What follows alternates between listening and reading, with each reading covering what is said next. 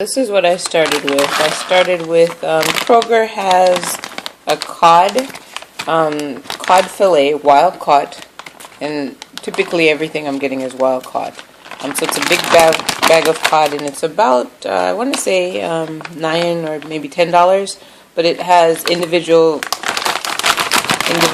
packaged fillets of cod that are very delicious. Anyway, so I start with this, and I'll just thaw them in water for probably about not even 7 minutes, and I'll snip the tops off, rinse them off, and then they're ready to go. So the cod does very well with tomatoes. So basically, once I have the cod seasoned, and I use a multitude of different seasonings. This one is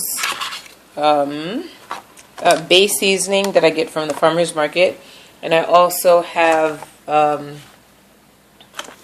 this is Cajun seasoning, Western chipotle, garlic herb, blackened seasoning. There's barbecue seasoning. Barbecue I don't use a lot of because it has sugar. As right there has you'll see in the ingredients, it has their evaporated cane juice, which is a type of sugar. So I don't use that a lot, but I do use it periodically just to get a variety. Greek seasoning and curry powder. So I use all of the different, not at once of course, but in any given week I'll do one flavor per night to season my meat. So back over to the stove. So what I did was initially, so I have my wok, and all I did was I sauteed I cut the cods into just cute little cubes. You can do whatever size you want, doesn't matter. And once I did that and I seasoned them up, I just sprinkled a little olive oil in the wok. And I get my olive oil from Farmer's Market. I typically will have any of the extra virgin olive oils, such as this one. I think this one is like $3.99. So you get a nice quantity, and the quality of the olive oil is good. So I sauteed the meat first for about 7 minutes, and I flipped it over. So once I did that, then I threw my vegetables in, and you'll see that there's enough broth from the meat. So once the fish began to steam, there's natural water because it was frozen, and it's already seasoned from the seasoning in the fish. So I typically don't have to do a lot. So what I added was, these are collard greens from my garden, the squash from my garden also, and some of the tomatoes from my garden. So basically, whatever vegetables you like that are on the low glycemic list, just put them in your pot. So this meal will take total prep time maybe 15 minutes, if that. And then I'm gonna I always add a little extra something. So I typically will add some mild peppers or Scotch bonnet, or just a little dash of something to give it a little extra flavor. Or I may even add a little curry on top of this. Right now I use the kosher salt. This one, I want to say I got it from Kroger, but I'm just going to sprinkle just a tad bit over the top so the vegetables will have a nice smooth taste. And it's important to remember that even though you're doing kosher salt, which everybody is moving towards, because it does have a better flavor typically, it's also important to remember that good old-fashioned table salt, such as Morton salt, see right there where it says this salt does not supply iodine?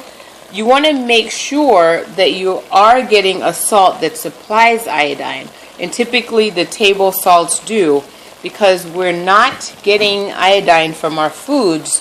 And normally we get it from our salts, and because everybody has switched to either kosher salt or sea salt, and typically those are not iodized, so most people are ending up with thyroid problems, because that's the main source of our iodine that we're getting, since we're not a society that eats kelp, but that's another natural source. So this is pretty much it. It is done. I used my olive oil to saute it. The food is ready. I will let it sit for probably about just a minute or so, and I do a last little very small drizzle of olive oil right over the food. And this is the end. So what I will now do is I take half of this, and I shouldn't say half. When I measure out my serving, I will take my scale, and I'll show you really fast because it becomes a simple process the more you do it. Okay, so I take my scale, and let me get a plate. Hold on. Can you see? Woo. Okay, so I get a plate, and typically what I do is, I think this scale is for weighing meal, so it's a really good one. So I like it. It can be, that's the name of it. So what I normally do, I put my plate on there first, then I press the on button, and it will zero out. You see there? It says 0.00. So now, when I put my meat on top, I'm really just getting the weight of the meat. So for cod, in the book it says 7 ounces. So since this is half, I'm going to do 3.5 ounces. So I just start adding my meat. And once you do this a couple of times for about 2 weeks, you now know what the serving size looks like. So at this stage of the game, I'm not measuring anymore because I know what 3.5 ounces of cod, or the type of fish that I'm doing, looks like. So right now I'm at 2.2 ounces, if you see right under there.